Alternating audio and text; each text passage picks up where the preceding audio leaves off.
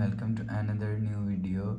In this video I will show you how to fix the media keeps stopping error on Note 60 Pro. Let's start the video if you want to fix this problem. So first of all, restart phone. Just click and hold side power button and click on this restart icon. Again tap on this restart icon. You will see phone is restart.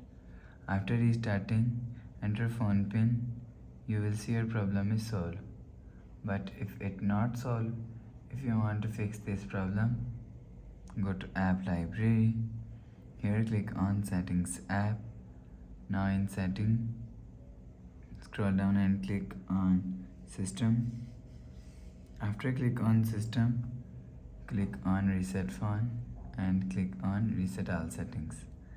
Click on reset, enter phone pin, click on this icon. You will see your problem is solved. But if it not solved, if you want to fix this problem, so go to app library, click on settings app. Now in setting, click on my phone. You will check your software update is latest. If it not latest, update your software latest. After update software latest, go back to home screen. So please subscribe for more latest new videos. Thanks for watching.